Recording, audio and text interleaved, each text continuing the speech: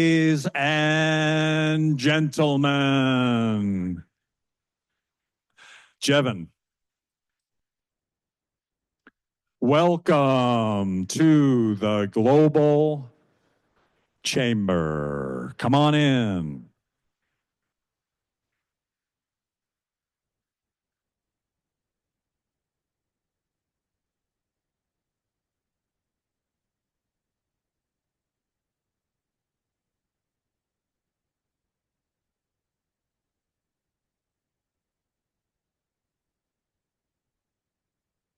People are quiet. That's encouraging. Some are sifting through. Come on in. Keep coming in. Ladies are there. Come on over. It feels like church. Everybody, come on in. There's actually people sitting in the front. That's encouraging.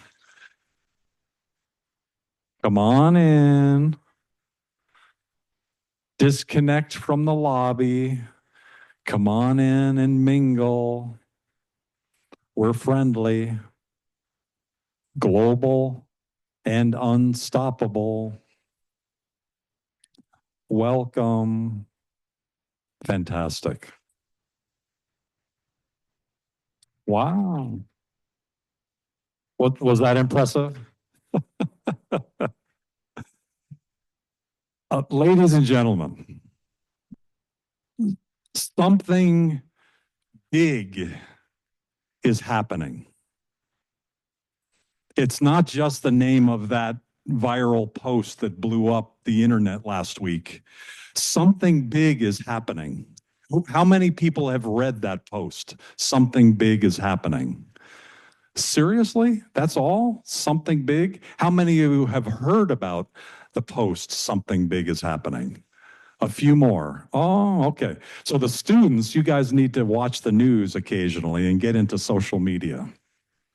So something big is happening is an article written by a business owner in the Bay Area. And he's in AI and tech. And basically, it was an early warning signal to the rest of the world. We in tech see what's happening already with AI. It's already changed.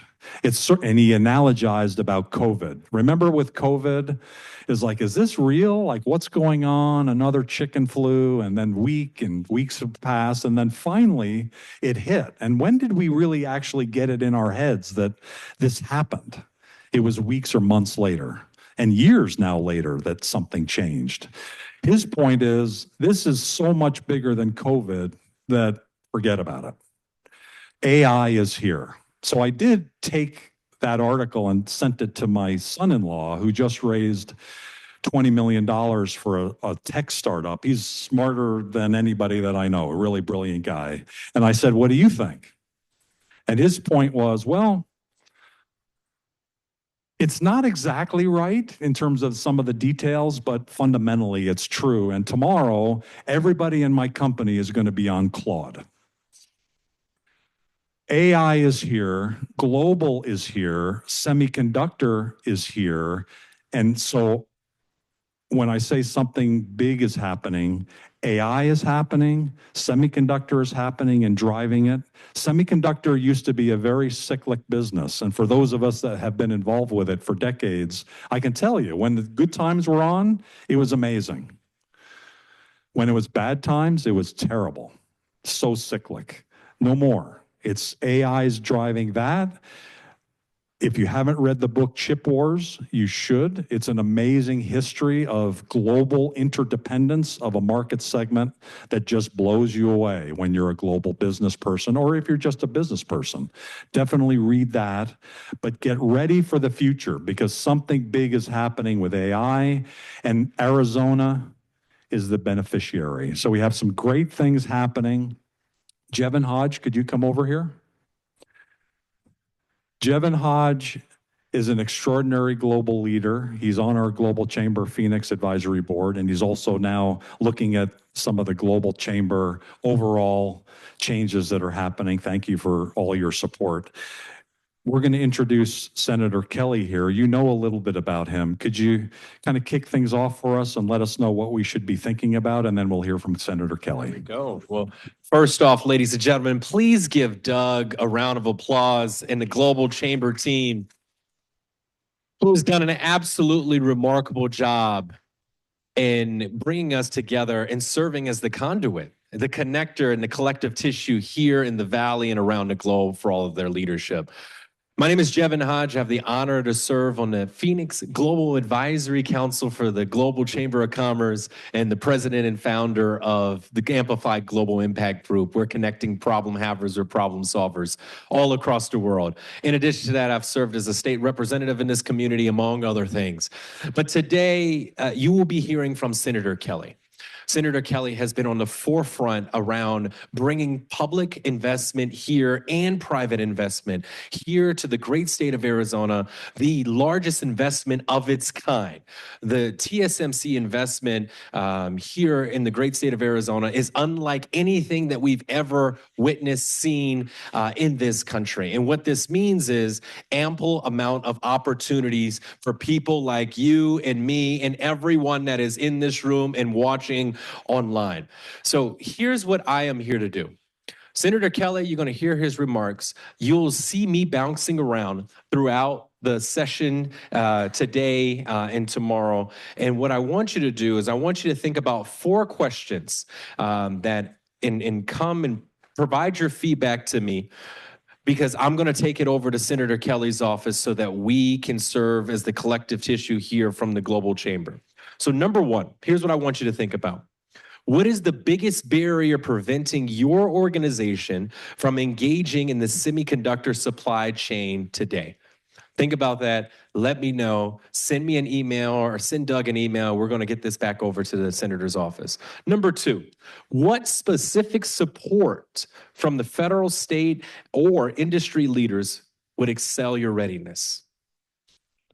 Question number 3. Are you currently a supplier ready to do work within the next 12 to 24 months? If not, what do you need to be successful? And then question number 4. Would you participate in a semiconductor ecosystem working group if we were to establish one in partnership with Senator Kelly's office? And so here's what I want you to take with you as we close out, as we introduce the senator. What we gather here today does not sit in a folder. It is here to move our communities towards action and move us in the right direction. The Global Chamber is the collective tissue that is connecting our communities, building our communities, and investing our communities. Our time is now. So thank you, ladies and gentlemen, for being here. It is an absolute honor to be part of this with you. Doug, without further ado, it's time to queue up Senator Kelly. Is that right?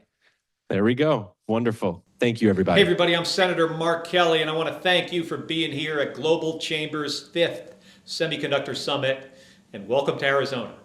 This event is about connection, connecting the global semiconductor industry to what's going on here in Arizona, because our state plays a central role in powering the technologies that define the future.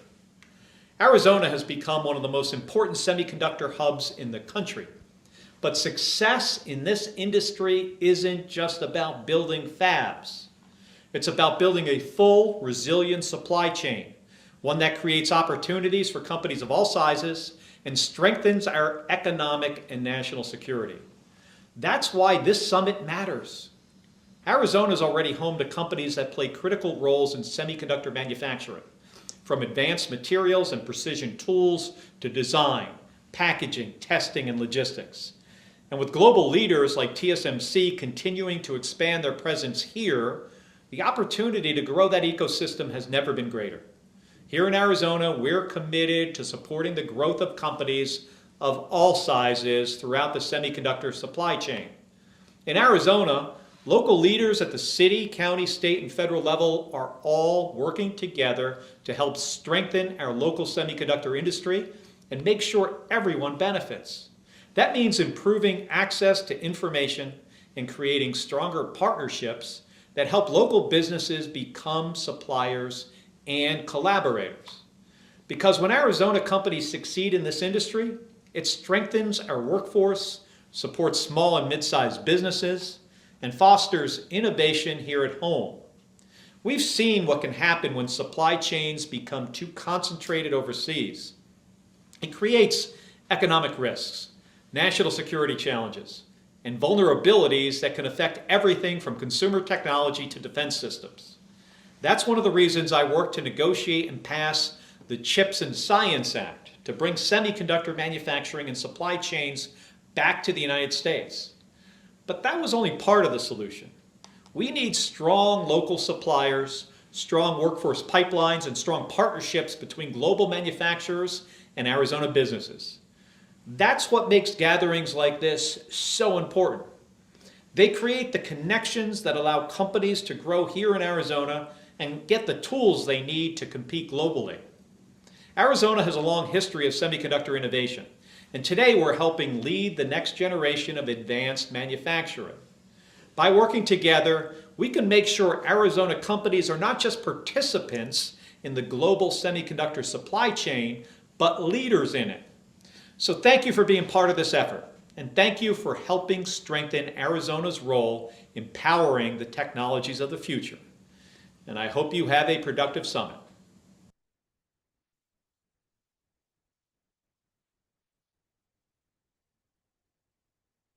Thank you, Jim. I'd like to thank, by kicking off this meeting, thank the events committee that put this together.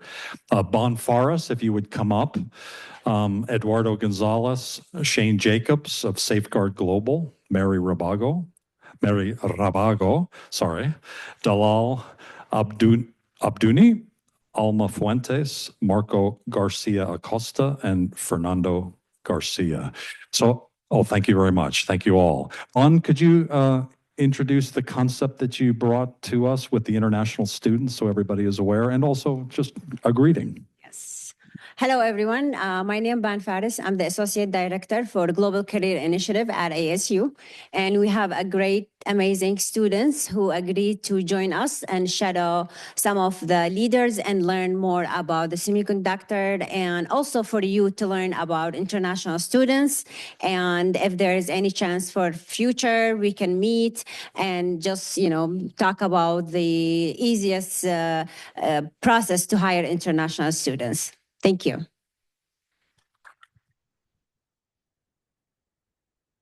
Thunderbird is in the house. So there's nobody better in the world than Thunderbird, #1 international trade school in the world. And so we can't thank them enough for not just participating, but for hosting us here today. Could you let us know a little bit more about what's going on? Thank you so much for having me. I'm a little bit excited, so I prepared a little bit more than 1 minute. I hope that's okay. My name is Helen Wu. I'm the Executive Director of Global Partnership and Operations at Thunderbird School of Global Management. I oversee our 15 regional centers around the world. I'm a Thunderbird alum, class of 2012. Currently, I'm back at school again doing my doctoral program, second year DPP, focusing on AI and imposter syndrome. And I'm a really proud Taiwanese. And I really believe that we should always be learning, growing, and I'm sorry, all of you standing waiting for me, so I'm so sorry. Always learning, always growing because of AI. And when we think about AI, a lot of people think AI are replacing human decision-making. But at Thunderbird, we don't believe that. We just think it actually relocates it. In this new AI-mediated world, the skills is not about generating answers anymore. It's about it's about governing answers, how that was being framed, interpreted, and then acted upon. I think it's even more vital in today's thing, like global semiconductors, such a globally connected and complex industry. When I think about semiconductor, immediately I think about Taiwan. Semiconductor is not just an industry in Taiwan, it's our national identity. It took us decades of hard work, commitment, research, development, partnering with universities, governments, and companies to lead to where we are today.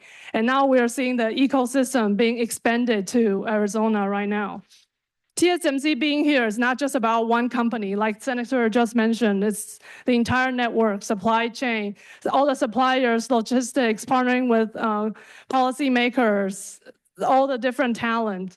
And it really only works when people across regions truly try to understand each other.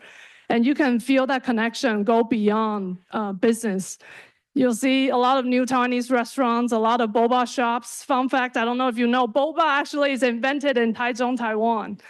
And this week is Chinese New Year week, so a lot of cultural festivities as well. So a new subculture is being formed here in Arizona.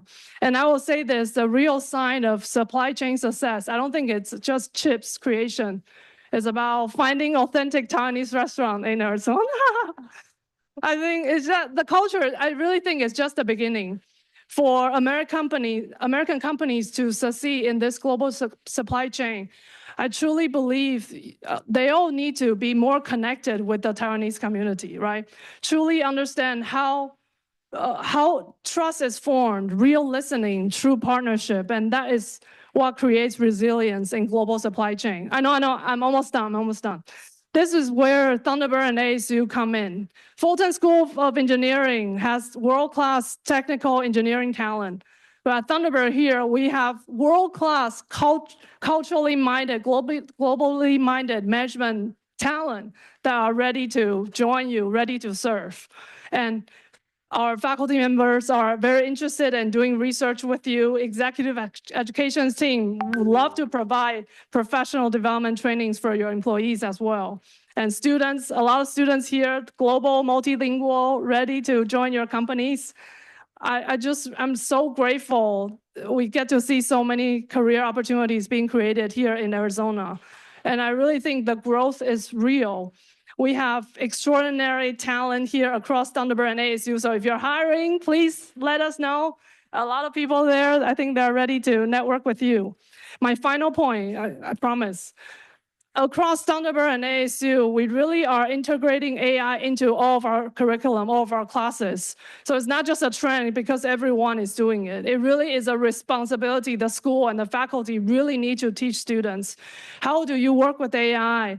Ask good questions, and then really still put human center in the decision-making process.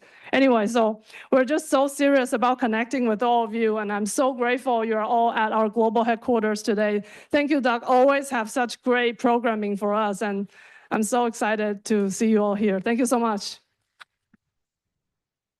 I'm Phoenix Mayor Kate Gallego. Phoenix is leading the American Renaissance for semiconductors, and we're doing it with holistic impacts that impact everything from travel to healthcare. Our biggest partnership is with Taiwan and TSMC, and that relationship opens incredible possibility on the global stage, demonstrating what's possible when shared values meet long-term vision. Okay, was able to visit in January, and it underscored the enduring collaboration between the United States and Taiwan and the momentum we're building together. Phoenix and Taipei have been sister cities for 47 years. I was in Taiwan to celebrate a major milestone, 2 inaugural nonstop flights between Phoenix and Taipei with Starlux Airlines and China Airlines. Creates a new gateway connecting Arizona directly to Asia for passengers, cargo, and more. That connection builds on the historic $165 billion investment by TSMC and advances its global supply chain in Phoenix. The City of Phoenix recently approved a near doubling of the TSMC campus, further strengthening America's semiconductor manufacturing capacity and long-term competitiveness. So that $165 billion number, that might be growing. We're committed to developing a science and tech park modeled after the innovative ecosystem in Taiwan. It will accelerate research, startups, and workforce development across semiconductors and biosciences. We're also very appreciative of the partnership with Taiwan's Ministry of Foreign Affairs, which will welcome a trade office that will help increase investment. Innovation in Phoenix is more than chips. It has a human impact. Through ASU Help, the convergence of semiconductor technology helps power breakthroughs in healthcare and bioscience.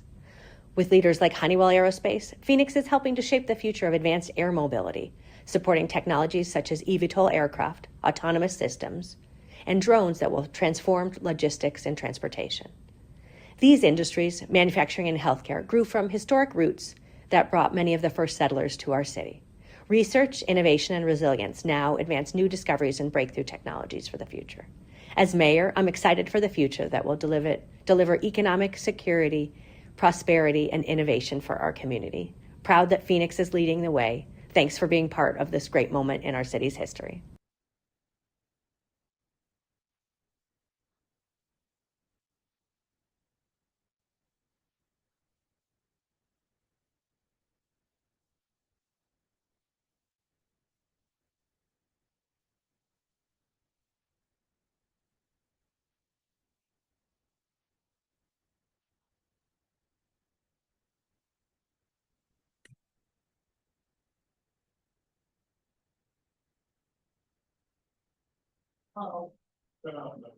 While we're working on the mic, I think it's working now, right? There we go.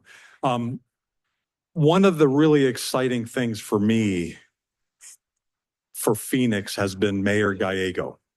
So some of you, like Mike Patterson, have been involved with Global Chamber since the beginning. Before Global Chamber, we were called AZIG, and we were transferring into Global Chamber. The idea was, let's bring global even to Phoenix, because Phoenix is like the least global place I personally have been, other than Beaumont, Texas, where I started my career with the DuPont company. That's not very global either, but Phoenix was like, we got to get our act together.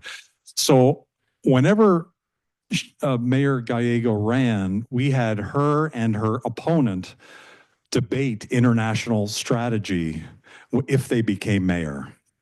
And we had the Global Chamber members like, how did you think they did? And Kate Gallego then, council leader, Kate Gallego, then was a superstar. Smart, knowledgeable, strategic, amazing. And she's taken that amazingness and transformed Arizona in ways that it's really hard to imagine. Another really brilliant woman is our next speaker, Tracy Latham.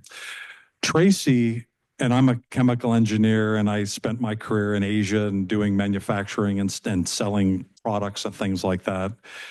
I had the honor of meeting Dr. W. Edward Stemming and had that kind of background. Of all the manufacturing people that I've ever met, Tracy is like right at the top in terms of really smart, brilliant people. And I knew that when she took me on a tour of her plant, and she was telling me at a very deep level of how it all works. She's now part of a semiconductor team, and she has her own business where she's exporting products. She's really extraordinary. She did agree last year against her advisors to host our Women in Global Leadership event at her factory, and we didn't really do that much damage.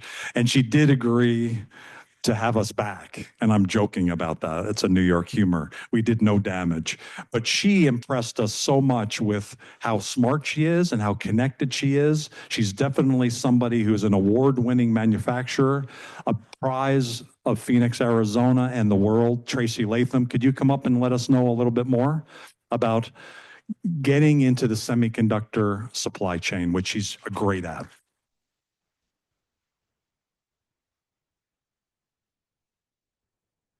It's easier. There we How do I go. flip my slides? How do my, Just say change next slide. oh, okay, So Jem, she's all ready for her slides. okay. Can you hear me okay? Good afternoon. Thank you, Doug, for that great introduction. The party didn't tell you about it is I get very nervous talking in front of people. So I have lots of notes to keep me focused, and hopefully this will be interesting for all of you. I'd like to thank Doug and his team for bringing us all together today. Okay. So Arizona experiencing one of the most significant semiconductor experiences in this country. Okay. With the growth comes both opportunity and responsibility. Today, I want to talk about how we break through the roadblocks that keep local manufacturers from participating in these credible moments.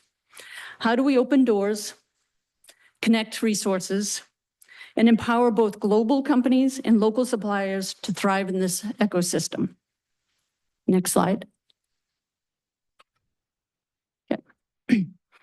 Arizona's moment. Arizona is gaining global visibility. We have major fabs under construction, international companies investing here, and growing reputation as a semiconductor hub. But growth alone doesn't build an ecosystem. Connection does. The question isn't if Arizona can support it, it's how we coordinate, communicate, and connect to maximize it. And that's where we still have a lot of work to do. And that's what I'm going to be talking about. Next slide. Okay. The core question, the question I hear all the time is simple. How do we make sure Arizona companies, especially small and medium size manufacturers, can actually get to participate in this growth? Okay. How do we gain a clear picture of who is here and what their capabilities bring? Because today access is uneven and an opportunity isn't visible to everybody. Next slide. Okay.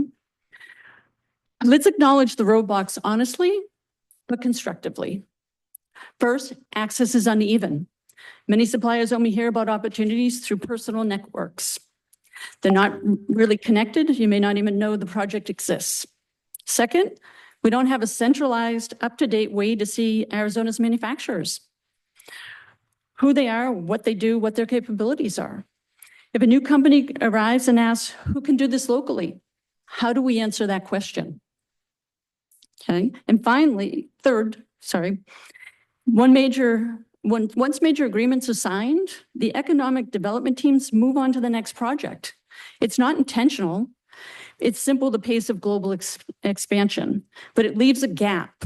There's no structure handoff for local suppliers. And finally, without clear pathways, companies default to importing their existing global suppliers, not because Arizona lacks capability, but because we lack visibility and connection. Next slide. Okay. So I'm going to talk about a few things that I've tried to do to have these connections and understand what those opportunities are out there. Okay. Networking. There's lots of opportunities. This is a great opportunity right now today to be here, start to get in front of people, meeting people, right? There's all kinds of memberships that you can join here. You've got AZ Biotech, you've got the Tech Council, just numerous industries to participate in. Maintaining industry certificates, okay? If you don't have certain certs, you will not participate with some of these companies. The hard part is it's extremely expensive to get those certs and then to maintain them. We spend $15,000 a year to maintain 2 certs in the hopes that we will get some of that business. It's really hard for a small business to do that, okay? And showing up, you have to be persistent. You have to keep showing up at these things. You have to try and get in front of people. And all these things help, but they only help people who already know where to go. They don't scale. They don't create equal access, and they don't even reflect on the size of the opportunity that's out there. Next slide. The gap. The truth is Arizona has talent. We have the capability and we have the innovation. What we don't have is a systematic, transparent, scalable way to connect local manufacturers with the companies investing here. This isn't about blame, it's about a gap that needs to be filled. Next slide. Global opportunity. And the timing couldn't be more important, okay? Reshoring is accelerating. Joint ventures and cross-border collaborations are increasing. Overseas companies are actively seeking US partners. Arizona is on the global map. This is our moment to connect local manufacturers, not just to companies moving here, but to the world. Next slide. All right. So what does the solution look like? And these are things I'm just throwing out there. I truly don't know. This is why I'm presenting this to everybody, okay? First, if we could have a centralized Arizona supplies capability platform, a living searchable map of manufacturers, certifications, capabilities, and capacity. Not a static directory, but a true matchmaking tool that makes it easy for companies to find qualified Arizona manufacturers.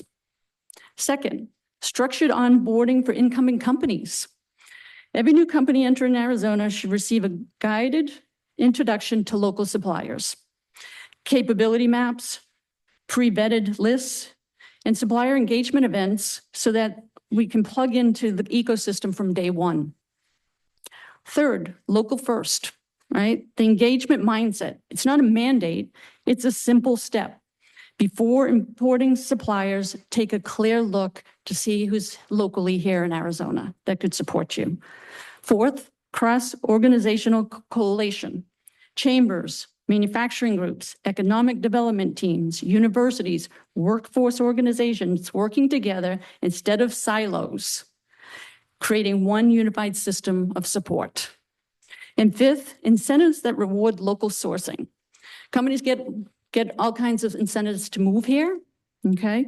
How about voluntary, business family-friendly incentives such as fast-track supply matching, recognition programs, or access to collaborate workforce and innovation initiatives that makes exploring Arizona's suppliers the easiest and most attractive choice. So let's encourage them to look here first.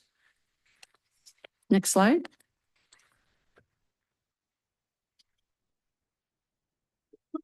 What this enables, if we build this, we create equal access. We make supplier discovery faster and easier. We strengthen our local ecosystem.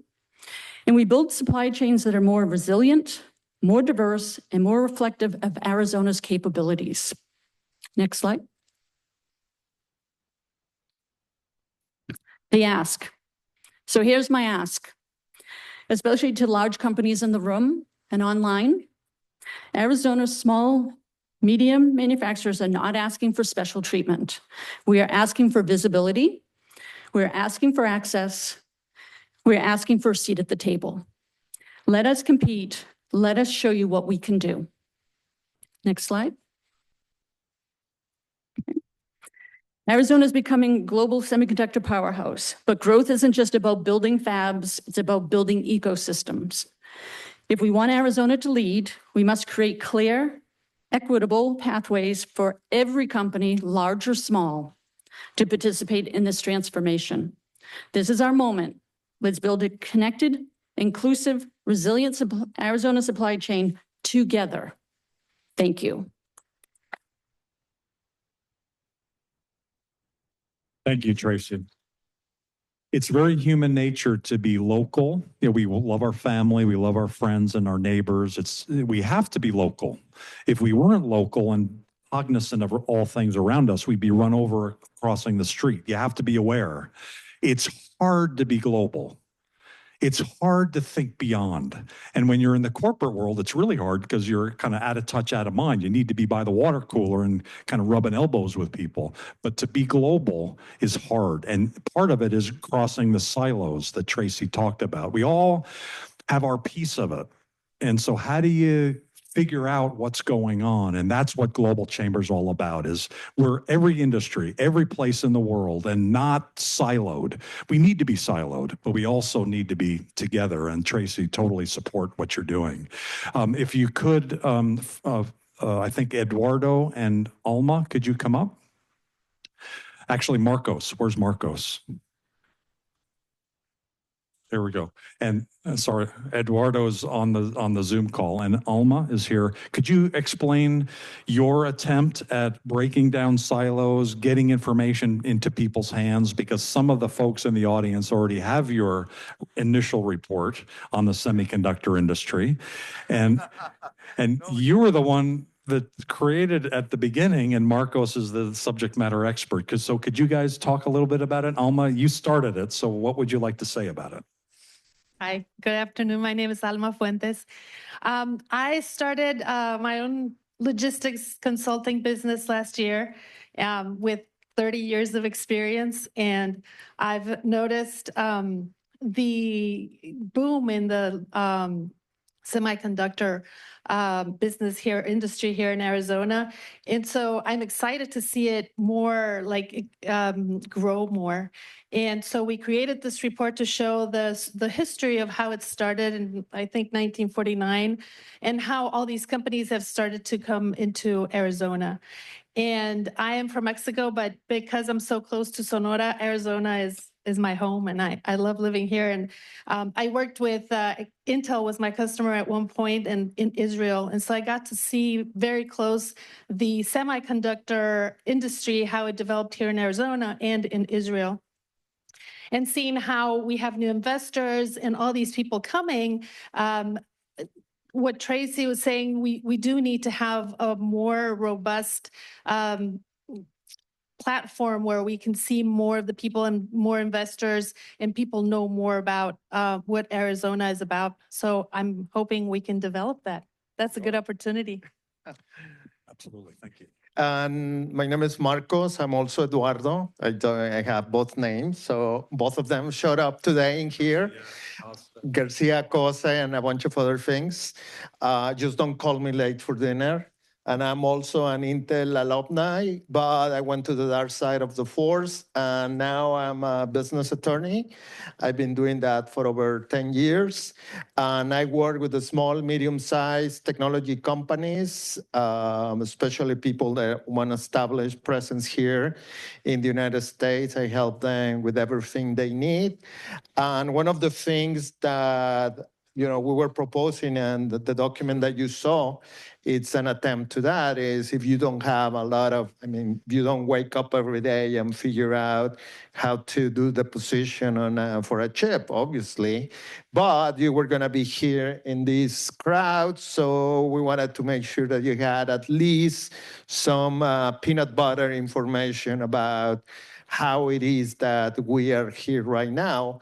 And also our intention was for the young people from Thunderbird to get their hands on that, because they may have a lot of different backgrounds and have not much idea about the semiconductor industry. So that's a product for you. And hopefully they can come back and later teach us what they learned from today. Okay? Thank you. Thank you, Marcos. Thank you, Alma. Our next speaker, Prati Gupta, come on up, Prati, is another amazing resource and another amazing leader. He's spent his time the last few years moving 4 companies to Arizona from the Bay Area. He's a Bay Area icon, and I personally really love him from the standpoint of a technology standpoint, having been in materials. He is the materials guy in the semiconductor industry. Congratulations on all that you've done. Thank you for recognizing the Arizona. What would you like to share today about the supply chain? Yeah, thanks a lot, Doug. Every time I come here, I see the group is kind of expanding.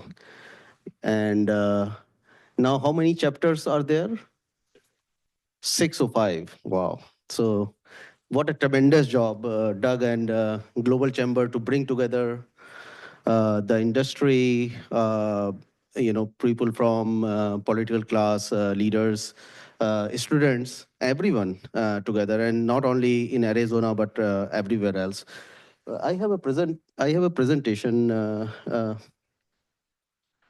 So just wanted, I think Doug asked me to speak about supply chain a bit. So I just made 2 slides about that. Last week, I was invited in OpenAI headquarters in San Francisco. And the energy there was just a bit crazy. And what I was finding there is, as much as semiconductor is pushed by AI that is coming up, and it is there, we are using those tools every day. The semiconductor is pushing AI. The hardware that we have right now is very rudimentary, and that is going to just go up. And the things that we have seen up to now is just a start of the things. And we are going to see things that are going to be unbelievable. So in the case of global supply chain, next, I run a company, Infinita Lab, that is building a network of labs. And there is a very big reason for that. If you look at, and I will go from the top, cost. Earlier, what used to happen is the supply chain used to be where the cost optimization was. Wherever the cost was low, we had our factories, right? And that is changing now. And that is changing because of the COVID, because of the inconsistencies in supply chain. When you need the chips, then you need it. So now every country have their own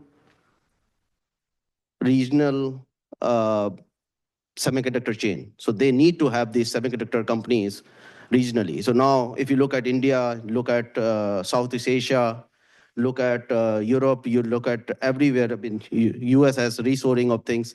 So this has become a very big need. Geopolitical dynamics, if there is something which is very important, dual use, defense related, then you need to have in-house. Every country need that. High precision demand, now we are going from 5 nanometer to 2 nanometer to, nodes.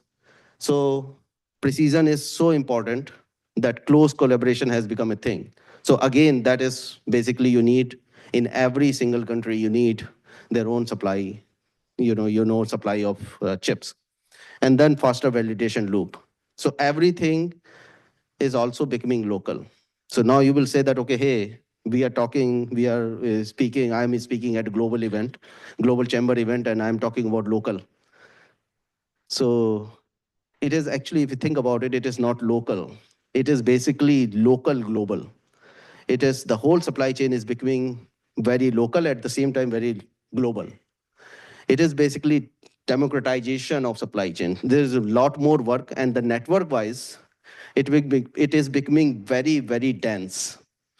So chips are built in Vietnam, chips are being built in Taiwan, built in India, and then they have all these connections across the world. So that is what happening. Basically, old model was globally optimized, cost-driven, and concentrated. Concentrated was the word which Mark was talking about, Senator Kelly was talking about. And now the new model is that globally connected, regionally resilient, and validation accelerator supply. So it is very dense supply. Every country has this chip building fabs and everything. And so global remains, if I want you to take one single thing, that is basically global remains, but redundancy and speed are prioritized. And it is becoming, the network is becoming lot more dense. Everywhere it is happening. So next. So next slide. So in that regard, basically, companies need distributed testing infrastructure, one orchestration layer, faster qualification, IP secure, and that is what we are building at Infinita Lab. So we have 2,000 plus labs so we are basically a network of labs. Tracy was just talking about networks that are becoming important. So we have 2,000 plus labs in US, Europe, we have 400 plus labs. And these are testing labs, testing, validation, certification, anything you want to do. And this network could be orchestrated from anywhere. If you're sitting in Vietnam and basically you need something in Singapore or India or US, basically it could be orchestrated from there. And it is possible right now. So we are a validation infrastructure for the new semiconductor order. So in a way, what is happening right now is that we are becoming dense, globally connected, and we can orchestrate from anywhere. That is what's happening right now in the supply chain. Thank you.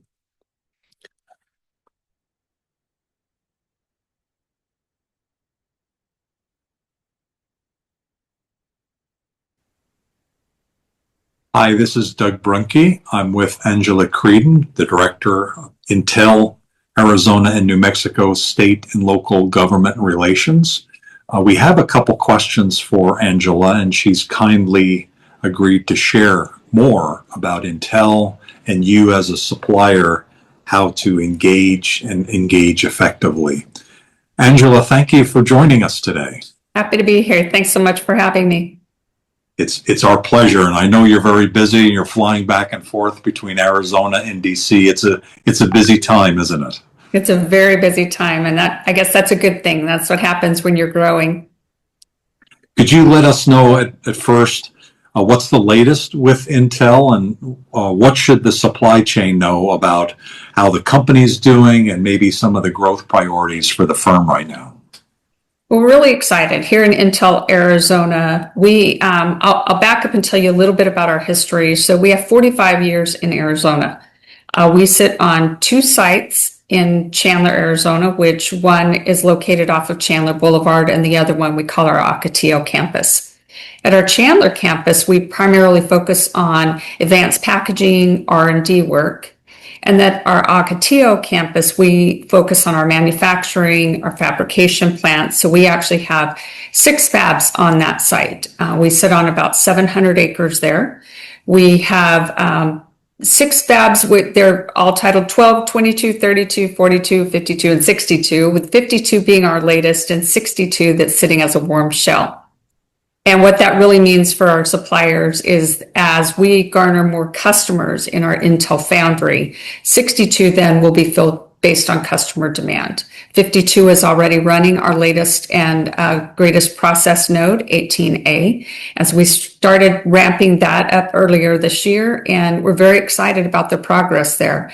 It is the most advanced leading edge process node designed, developed, and created here in the US. So we're very excited about what's taking place here in Arizona. As it relates to the supply chain, Intel values high quality materials. We share the same values that with our suppliers that we maintain ourselves. So we really look for suppliers who are going to provide those high quality materials, high quality services, and will align for our value system. So people who are looking to do business with Intel understand our priorities, understand our values, and then they can fit within that supply chain. Great values, great progress. Congratulations on that. And it's such a very dynamic market. What then would your suggestions be for companies that are either in the supply chain now and want to expand, or that may not be in the supply chain now and are interested in becoming more involved? Right. So thank you. Great question. So someone looking to, whether they're an existing supplier or they're a future supplier, we do have a portal that they can go on, which is supplier.intel.com. And if they align with our value system, they're something that a supply that we need, which we're constantly targeting certain markets for the supply chain. And when you're established for 45 years, people understand the ups and downs of the market. So they can come into the market, they understand what we need, why we need it. But they can go onto this portal and register. And it's relatively easy as long as they have all the information. As an established business, it's a relatively easy process to get acquainted with Intel and find out if, in fact, you can register it and become one of our suppliers. Great information. Thank you so much, Angela, for all that you do, and we appreciate you taking the time today. Is there anything else in closing that you'd like to share? You know, Intel's it's a great company. We appreciate all of our suppliers. We appreciate them because they've been with us for 45 years, whether they're located here in Arizona or they're located elsewhere throughout the globe. So we're really grateful for the supply chain that's allowed us to advance in this global electronic supply chain. So thank you for all that you do. Thank you, Angela. Thanks. Something big is happening. We talked earlier. Very good. Well, thank you very much. Angela, by the way, is in DC today, so she sends her regrets, but she was able to do the recording so she could share more about how to get into that supply chain. And Jevon, I think he's still here, meeting and greeting in the back, as through the TSMC meeting that he had yesterday, is a great conduit there as well. Something big is happening. We mentioned about AI. I mentioned about AI, semiconductor, Arizona, and global. The fifth piece of that, because 4 is unlucky, number 5, which I'm reminded of nearly daily by my 44-year marriage from my wife and my daughter, who's, oh my God, she's gotten to the point. And then some of you know my grandson, Luca, from my daughter, famous blowing up the internet. Speaking of blowing up the internet with his skateboarding. The fifth element of what's big is women. Because what my wife says, and I agree with her, women will change the world, will save the world. Is that true? So you're meeting some amazing women today that are doing that. You are amazing women that are here. Carol Colombo is one of those people too. Carol, could you come up and you're going to be sharing? Carol is the chair of the Arizona District Export Council. Yes, you can clap. And Carol's had an amazing career already, and then she actually was the moderator of our 9th annual Women in Global Leadership event at Tracy's factory last year and did an incredible job. The 10th annual one is this August. Carol, you're going to talk to us a little bit about trade tariffs, USMCA, and things we should know about relative to semiconductor.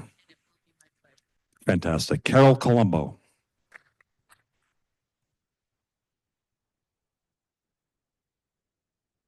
I don't see it on the monitor. No, I'm not going to. Okay, can you guys? There we go. I see it up there. I just don't see it down here. We're good. We're good. Hi, everybody. It's good to see you. I'm going to put on my readers because I have lots of notes. I'm going to start simple, but it's going to ramp up from there. So just hang with me. USMCA agreement, show of hands, how many know what it is, at least know what it is? Great.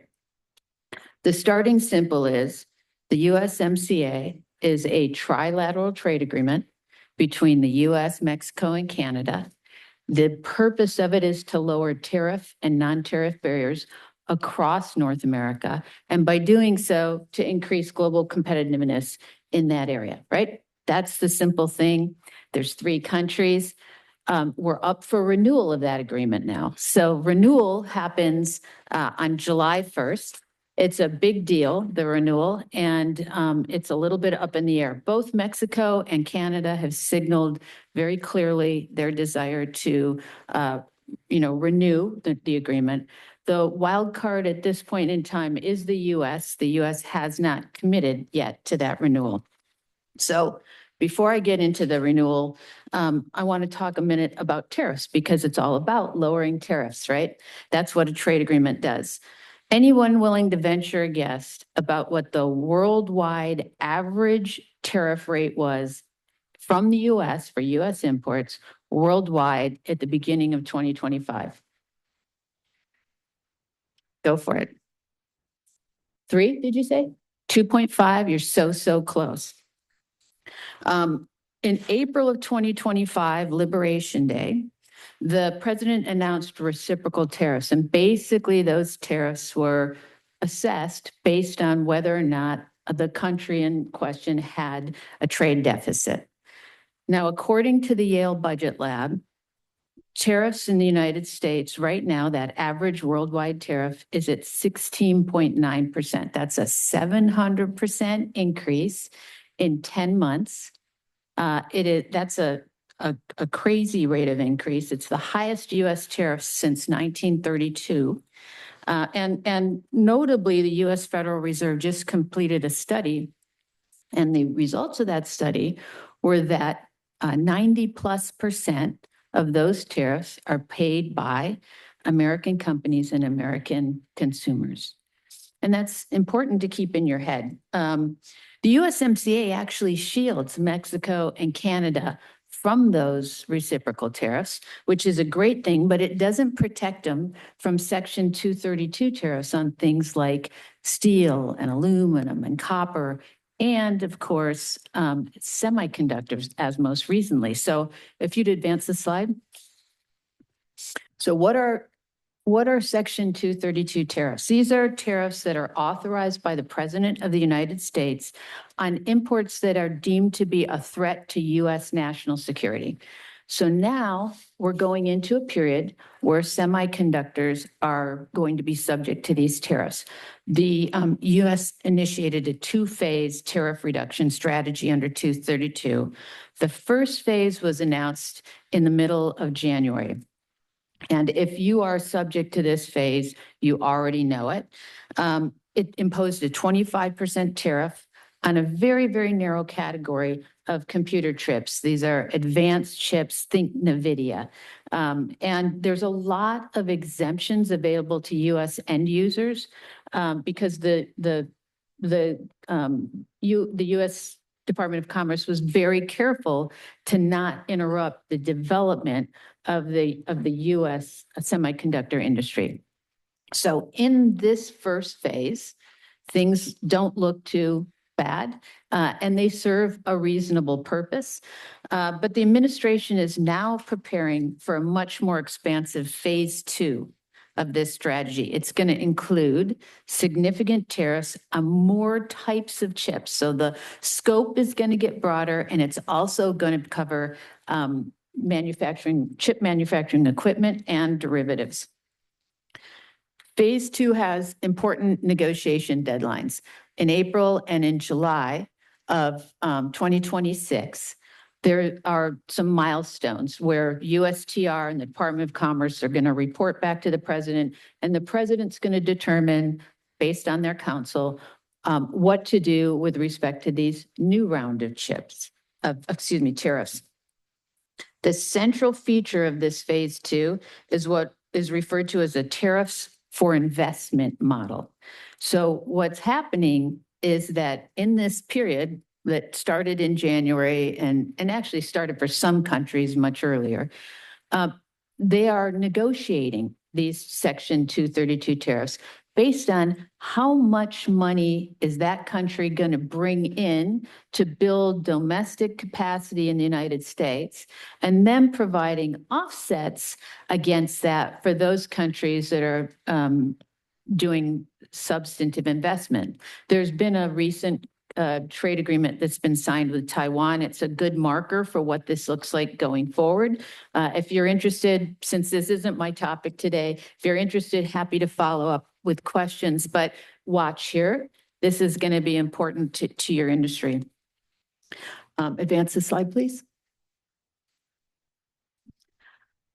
Before I get into the actual renewal, I want to set the context a little bit. And I use this every time I talk because there's nothing more powerful than an image to help people understand complex issues. This slide depicts global trade dominance in the year 2000. And what you can see if you look is that everything in blue is the US, everything in red is China. And you can see that the United States is trade dominant in about 3/4 of the world. Advance the slide. 24 years later, this is what it looks like. The US still has good friends in North America, top of South America, and most of Europe. But the tables have turned. The US in that period, 24-year period, had respectable growth of about 167%, but China grew by 1,200% over the same period of time. So this is what the universe looks like right now. And what I want you to do is to imagine a world where USMCA and some of the other critical trade agreements we have with our allies, where those trade agreements go away, and we impose very significant tariffs on our most valued trade partners in areas of the world where we still maintain a competitive position vis-a-vis China. So, it's very important that people understand this very complex issue, really. It's complex and people don't have a lot of time to get into the details a lot. So I show this picture, keep this picture in your head. It's probably the most important thing I have to say today. We need USMCA. Move it forward one slide, please. It's not just about trade deficits and trade surpluses. The balance of trade is also about our strategic position in a world of rival powers who don't share our values and have very different opinions about how to shape the future. So we need these ways to create vibrant, cohesive North American trading systems to remain competitive on the world stage. Advance, please. Now, finally, I'm going to go through the renewal timeline with you. So we are now at this point where it's the USMCA 6-year review. It was a sunset provision that was put into the contract in order to enable all the parties to take a breath, look at what they'd done. And what was anticipated was, how are we going to improve the agreement? It was kind of like a stop point to go, what's missing? How can we make it better? Up until the beginning of 2025, I think that every country assumed that this was just a check mark, that there wasn't much that was going to stand in the way of renewal of the agreement. But the times, they have changed. So what the agreement itself calls out is, in September, USTR put a federal notice provision in that allowed anybody that wanted to make public comments about USMCA renewal. Was the agreement working for you? Was it not working for you? And about 1,600 different people and companies and trade associations all put their comments in during that November period. The USTR reported all those comments to Congress in December of 2026. We had expected that report was going to be a public report. It turned out that USTR decided to do open remarks on just their initial sort of introduction. And then they did private meetings behind closed doors with a Senate committee and a House committee. So we do have the open remarks. They do provide some context, but probably not as much as we would have liked or that we expected. Next thing that's going to happen is that each party, which means Mexico, Canada, and the US, the executive branches, will submit to this USMCA Commission their recommendations on June 1st. And then on July 1st, each party will notify the Commission regarding their renewal decision.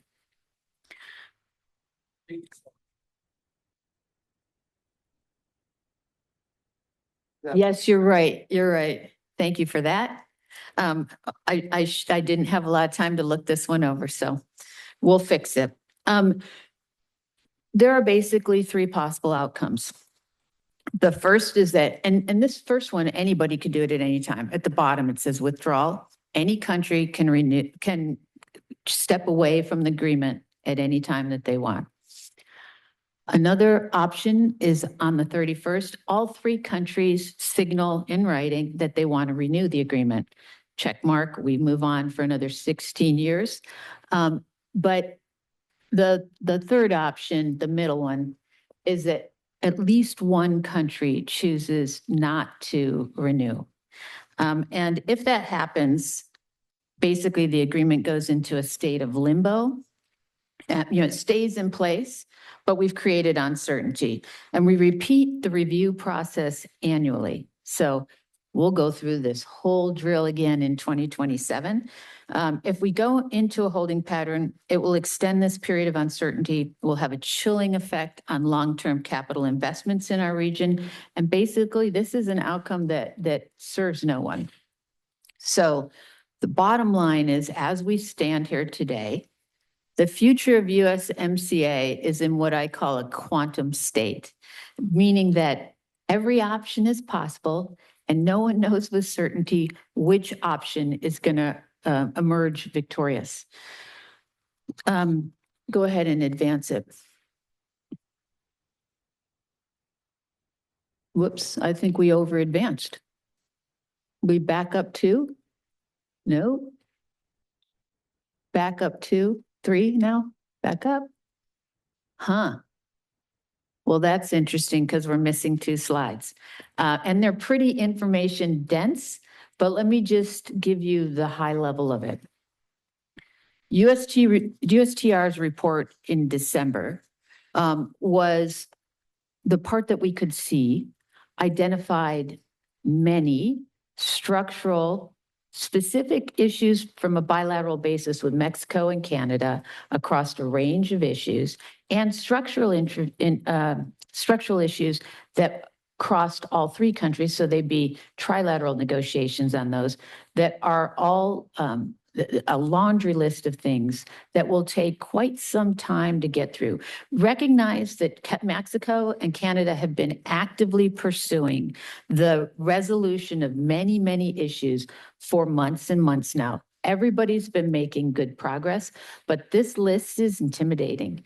And I'd have to say that my general sense, and by the way, guys, I'm sorry the slides are missing. I'm happy to provide you a link so we can get you the data for anybody that wants it.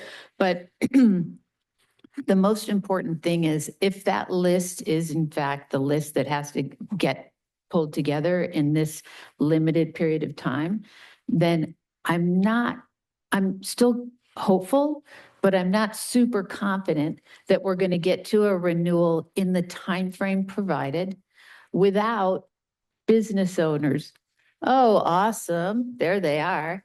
But I've already talked to them. But anyway, you can see for Mexico and for Canada, these are some of the regulatory and market access barriers that are relevant. And these, when it says the specific name, these are the bilat negotiations that are underway right now, and on which real progress is being made. And if you advance the slide, these are the structural priorities that are also being addressed at the same, in the same time period, but they're being done trilaterally because they need to be resolved trilaterally. Go ahead and advance the slide. Let's see where we end up. Keep going past this one. I'm over my time, so I just want to do my last slide. Here in Arizona, most of us can barely remember a time before we became an integrated North American trading bloc, right? We passed NAFTA 30 plus years ago. And since then, Arizona has steadily done a number of things. We've integrated our trinational supply chains. We've made very significant cross-border investments in large-scale projects across many different sectors. We've enhanced our border ports of entry and made it more secure and faster to get goods and services back and forth. And we've built, year-round production capacity in Canada, Mexico, and the US, which enhances North American food security, and it makes sure that we have avocados on the shelf all year long, right? So we've done some really amazing things in Arizona to take advantage of this system of trade that's been given to us.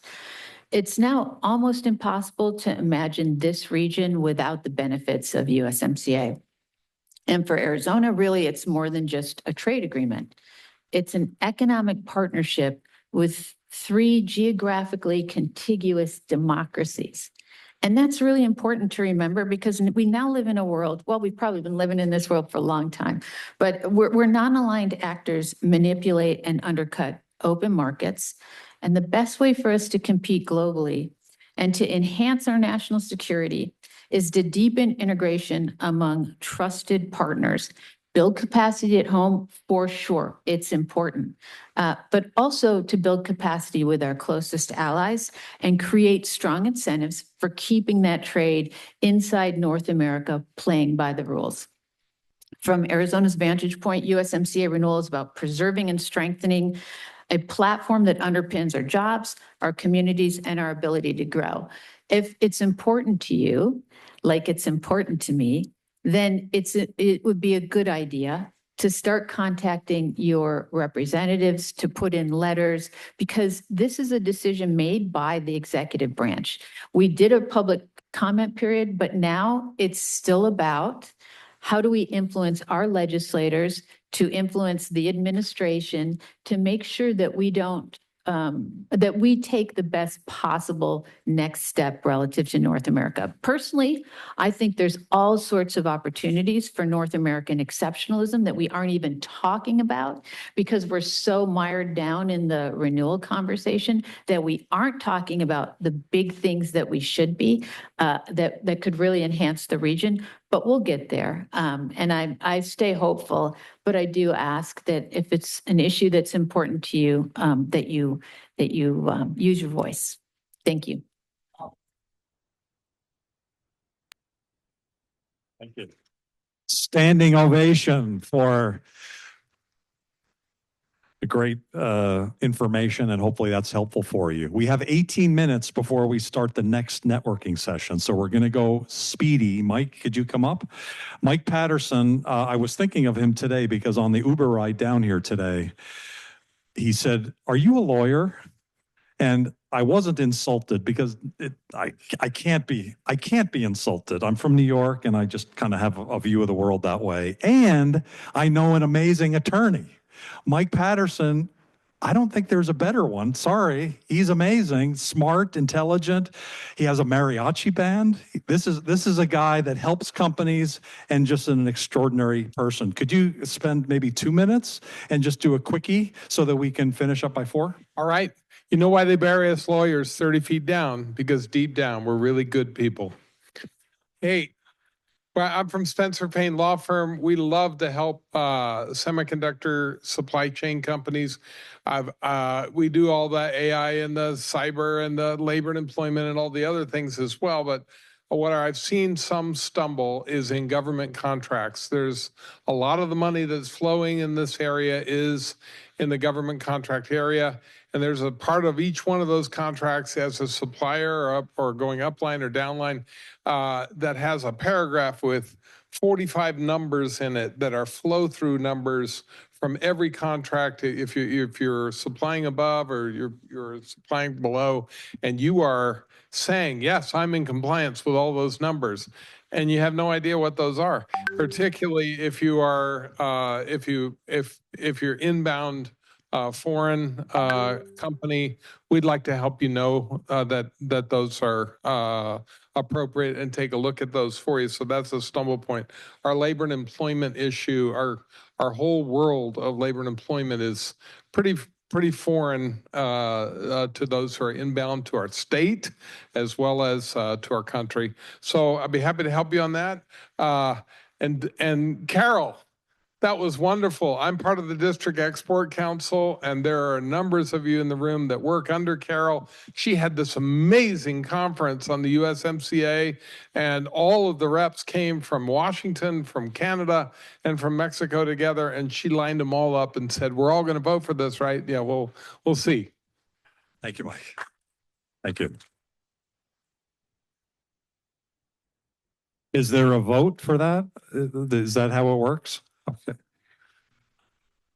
Fantastic. Our next speakers are also attorneys, and Melissa, come on up. Melissa Menino and James Perry. Hi, James Perry here. Melissa Menino, unfortunately, is unable to make it due to a family emergency, but I will be here to guide you kind of through the U.S. export controls and other trade implications. Thank you for having us here.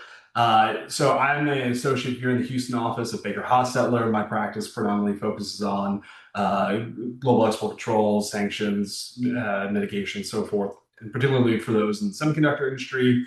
Melissa Menino is our chair of our international trade group and a partner at Baker Hostetler. So I'm going to give you just kind of a high level here, really kind of getting in without getting into the weeds, the nitty gritty of why you should be concerned with U.S. export controls and other trade implications from import to outbound investments, inbound investments, and the like, but at a very high level so that you have a flavor of kind of what to spot for and kind of navigate that at a very high level. Next slide, please. So these are generally your agencies that are involved in kind of the trade compliance or the trade realm for the semiconductor industry. I would say probably the more day-to-day compliance focused agencies is BIS, or the Bureau of Industry and Security.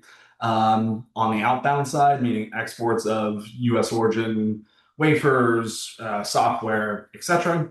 And then on the inbound side, particularly imports of semiconductor devices, wafers, your PCBAs, that's going to be U.S. Customs and Border Protection and implementing a lot of the import regulations that you see now with IEEPA tariffs, Section 232, Section 301, etc. Next slide, please. So we have this slide here just to kind of give you a high-level overview of what the administration is thinking with respect to export controls. And you can see some of the statements here by Howard Lutnick at Secretary of Commerce, Scott, Bessa at Secretary of Treasury. And essentially, the posture here is that enforcement's coming. It's going to continue being an important area for the administration to focus on. And really, the practical implication is that as these rules change over time, the enforcement risk is going to really change the calculus, especially for your outbound investments, your inbound investments, and what you're going to be exporting for overseas production in the semiconductor industry. Next slide, please. So at a high level here, just a kind of a cursory glance of what is actually subject to the Export Administration Regulations, which is the U.S. export control kind of framework that the Bureau of Industry, or BIS, collectively enforces. You have a separate kind of sister agency at Department of State called DDTC, or Directorate of Defense Trade Controls. That's more of your fighter jets, your tanks. On the EAR side, it's your dual use items. And so really, the scope of the jurisdiction of U.S. export controls under the EAR is anything from the U.S., anything from the U.S. that is overseas still. And then really this is where it's relevant for semiconductor industries, foreign made items that incorporate certain U.S. controlled content, software, and so forth. Next slide, please. And again, so once you kind of have a flavor of what is subject to the AR, do I need a license? Do I need a license to send this tool, this CAD software, this EDA software? How do I know? How do I figure that out? And so we really wanted to break it down into 4 easy things. What is the classification of your item? The country of destination. So if it's going to China versus maybe Germany, you might have other things that you need to look at, such as who is going to be the end user in China versus who's going to be the end user in Germany, and how are those items, software, et cetera, going to be used. Those really kind of have, that's the framework in which you can look at the lens of whether or not your transaction will be subject to an export control license. Next slide, please. So here, this is really some complicated rules, I'll tell you, and some licensing policies. But really what I wanted to give you just an idea of where things are going. So earlier last year, around September, there was a rule that came out. It was called the affiliates rule. And some of you may or may not be aware or familiar with is on the sanctions, U.S. sanctions side, there's this 50%, essentially saying if any person who is sanctioned owns another entity 50% or more, that individual is also sanctioned. Well, that rule was never really in play on the export control EAR side until last year, September 2025. Thankfully, right now, that rule itself is put on ice. So there's extra diligence requirements that kind of is underpinning the rule is not really in play right now. Just at a high level, the BIS relaxation of the H200 ER licensing policy, that is really kind of a focus on certain, you've heard of NVIDIA chips, the H200s, the other data centers that are heavily controlled and restricted due to concerns related to AI, misuse by military, applications and so forth. And well, now BIS has come out and said, hey, look, if you come to us and get a license and you meet these certain conditions, we're willing to authorize that transaction. And it's kind of showing where maybe the administration is going long-term so that the US remains kind of relevant for standard setting in the AI space. And then lastly, this is where it gets interesting is currently there's not a prohibition necessarily on remote accessing, meaning third-party companies situated in Malaysia using a data center based out of maybe Australia. And whether that third-party entity in Malaysia is sanctioned by the U.S. and so forth. And so really, there's new legislation coming out to close these perceived loopholes on remote access by foreign adversaries, foreign persons that are located in China, Russia, Venezuela, Cuba, North Korea, Iran. Your kind of your go-to list, so to say. Next slide, please.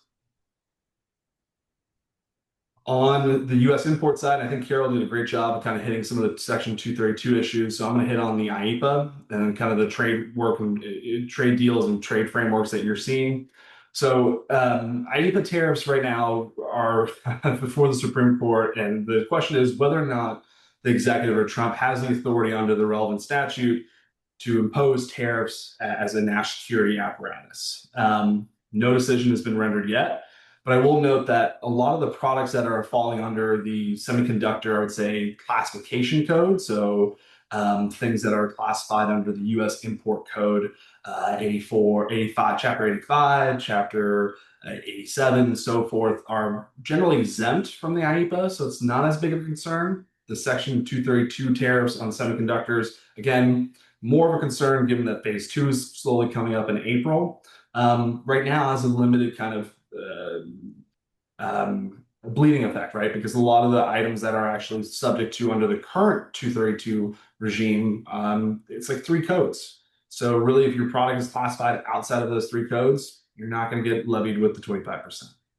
The developments that we're seeing with trade, related deals is really where the interesting impact is related to the semiconductor industry, outbound, inbound investment flows. Taiwan is really particularly unique in the sense that the reductions in tariffs or the free admittance of certain wafers, semiconductors, and so forth into the U.S. is kind of contingent on the amount or amount of capital that is invested into the United States. And so that is really unique. Not really seen that before because it's blending this traditional trade barrier reduction in duties with investment.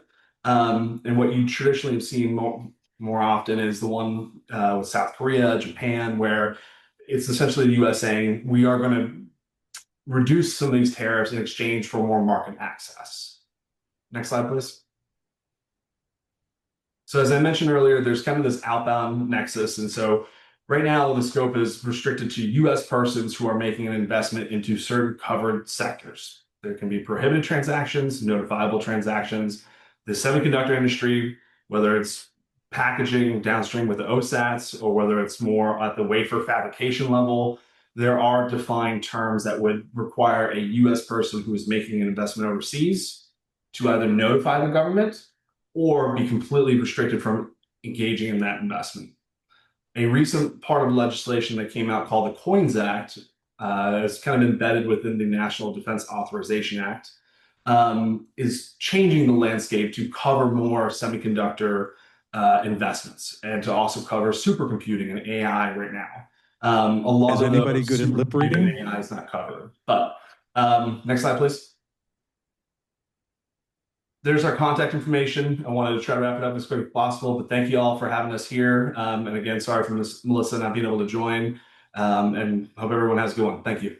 Well, I think we might have to end that one. Something happened. Sorry.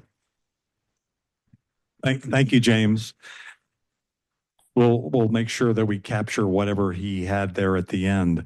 We only have about 4 minutes left, and that's perfect because Rodolfo Olguin of Necodex is going to talk about talent. And then after the break, we'll come back with a couple folks that aren't going to speak. So Necodex is a technology company in Mexico, and they're blowing up Arizona and the United States with tremendous technology, bringing talent into the U.S. through Mexico. And so thank you for, Arturo is here actually. So hi, Arturo, how are you? Did Rodolfo chicken out? Would you like to stand at the podium? There he is back there. Would you like to stand at the podium or? Okay, please. Arturo. Thank you very much, Doug. We've been a Global Chamber member for, I think, 8 years now. Yeah, pretty long term. So we, at Nicodes, we started as a software development company. Then we switched our business model to be more of providing nearshoring and staff augmentation services using Mexican talent. With this model, we've been able to have around 400 different positions that we've co-located for different companies. And what we're doing right now is we're using that expertise that we have hiring people in Mexico and using that labor to serve US companies to now using it on the semiconductor industry. So how are we doing it? We are tapping into the talent ecosystem that lives in Sonora using the Sonora, Arizona region that we have. So we are trying to focus on ATP services and satellite services for the semiconductor industry, providing high-skilled talent on a shelter model. So basically, you sign a contract here in the US and we provide the services through our entities in Mexico. The goal is to address the shortage of the talent that we might have in the semiconductor industry. So we have a lot of colleges, universities that we have direct connections with Nicodex, so we can help you to connect with those universities and a lot of more. So we are also partnering with government entities, really big family offices who are really interested on helping to this semiconductor industry. So that's basically it. I know that we are really short on time, so I want to be respectful on that. Thank you very much. Yeah. Arturo Herrera of Nicodex, Rodolfo, thank you very much. Amazing growth in 9 years. When you started 9 years ago, how many employees and how many do you have now? Just as a rough idea. We started on Rodolfo's garage, actually. So we are on that process. We are now around 120 people in the company. So we are constantly trying to grow. Amazing. Yeah. Thank you very much. We're going to take a break. There's another group of people joining us for the second round, the next 90 minutes at 4:30. Mingle with them as they come in and definitely come back here at 4:30. We've got a great program left. Thank you, everybody.